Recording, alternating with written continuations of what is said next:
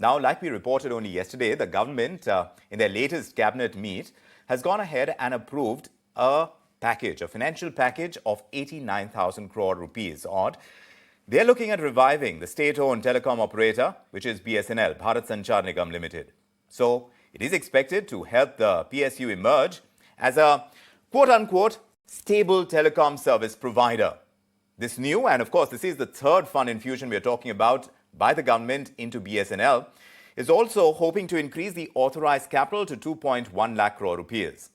But the question really is, why is the government spending so much on this PSU, even after years of losses and declining subscribers? What's in it for us as taxpayers is an important question to ask. Let's pose that to Sanjay Kapoor, entrepreneur and TMT Advisor, who's tracked the telecom universe for such a long time. Mr. Kapoor, always good to get your views on the telecom sector. Do tell us what you make of the centre's approval for this third revival package for BSNL. It's worth 89,047 crore rupees. Do you think it's justified? Good evening, Vikram and viewers. I can understand from government's perspective why additional $10 billion or so are being pumped into the sector with BSNL.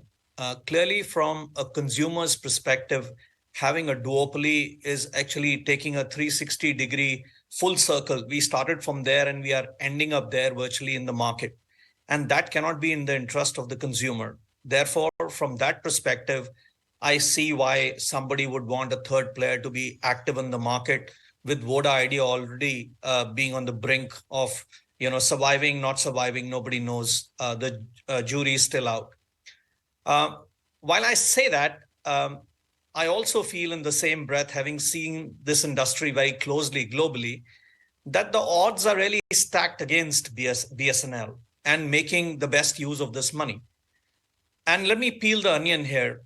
First and foremost, with the capital cycles shortening, a technology that used to last 10 years earlier lasts 4 or 5 years now, and therefore you have to pump whole new capital to move from 4G to 5G, 5G to 6G, and this continues. And the moment this happens, worldwide the trends are that the third operator and the fourth operator, given their smaller balance sheets, are finding it exceedingly difficult to make sense of these investments. Secondly, I have personally not seen a single fourth operator or a third operator organically coming back, making investments and challenging the top two players in any market who've distanced themselves from others in the marketplace. Then comes the more difficult question to say, you're also asking BSNL to grapple and try out newer technology providers who have not been tested in the past. They're brand new, and probably in some sense, you're a guinea pig who's trying it out. I'm not saying those companies don't have the potential to succeed, but one of the things you have to realize, every time Ericsson, which is a carrier grade equipment, Nokia, which is a carrier grade, Huawei, which is a carrier grade, every time you deployed those solutions, they also went bad on a bad day, in a bad month. And the moment they went bad, I think one of the great benefits they had was they had hundreds of installations all across the globe, and they would soon search out what is the commonality between what happened to you and happened globally, and would come out with an answer. Correct. Now, where does the beginner go? If he has a problem, you're a unique problem holder. Correct. And you're experimenting from that So, perspective. Mr. Kapoor, that brings me to this very important question about privatization. When it comes specifically to the telecom industry, shouldn't the government be seen encouraging private sector taking a longer deep dive into the sector? Because we're talking about a Voda Idea, which was bigger than what it is right now. It's a diminished force. But as far as the entire ecosystem is concerned, by reviving a PSU or making an effort to really revive BSNL, is the government really going away, diverting from its privatization policy? So I think policy is best left to government, but I can, from an economics perspective and viability perspective, suggest that there's no precedence to this anywhere in the world. State-operated telecom operators no more exist any part of the world. And even if they exist, they are in a diluted format completely. Therefore, for private players because this is an agile game, and you've rightly brought about this point. What makes an operator survive in this market is the consumer focus, is a focus on analytics. It's a focus on operations and deployment in the marketplace.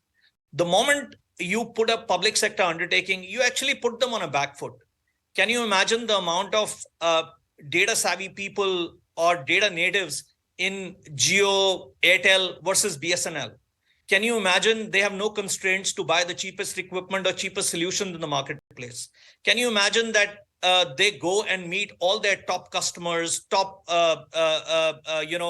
enterprise solution takers almost regularly, and the senior management does that? Can you imagine BSNL doing that, MTNL doing that?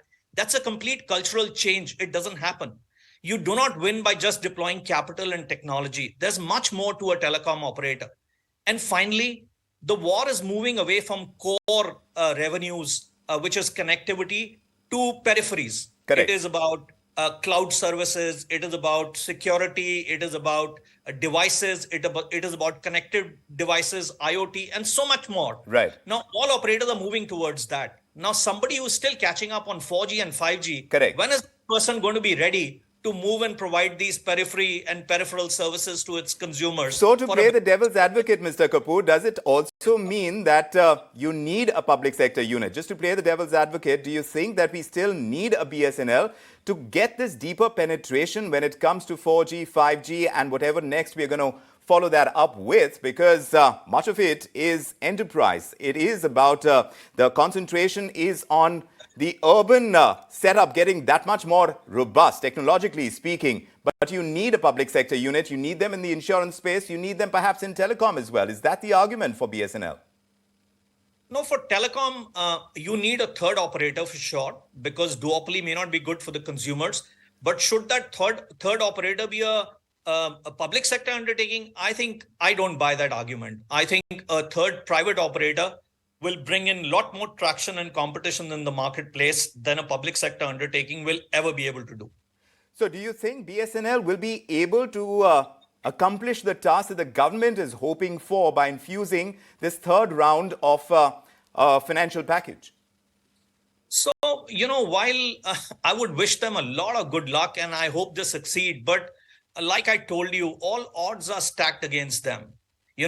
Odds around management, odds around equipment, or odds around agility, odds around shortening capital cycles, what it takes to compete in the marketplace, for them to build that up in a short span and give a challenge to the number one and number two who have distanced themselves from everybody else seems very, very unlikely and utopian to me. Is it going to be mere optics, Mr. Kapoor? Because like you said, the competitive landscape with a duopoly that we are looking at this current stage, the possibility of that existing, is that criterion also going to be met? At least on that count, will the government be able to do it? Or is it just about the optics?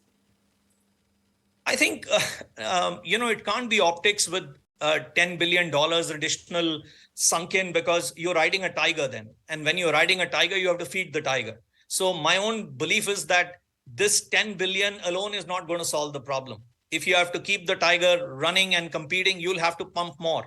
But are we putting in good money behind bad money is the question. Because if this does not culminate into a real competition in the marketplace where rubber meets the road, then all this money is a question mark, because just the technology alone cannot make you succeed. Everybody has the same technology. None of them makes their own technology. They all buy it from outside.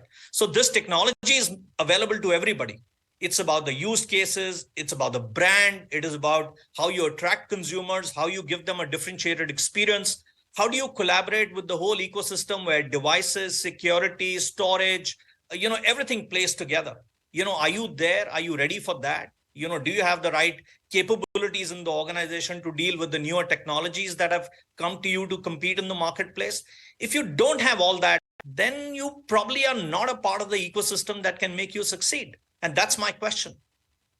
It's a good question to raise, even as we're looking at a third round of a financial package for BSNL, and we'll keep tracking that space as we always do. Mr. Kapoor, always a pleasure getting your perspective. Thanks very much for joining us with yours tonight as well.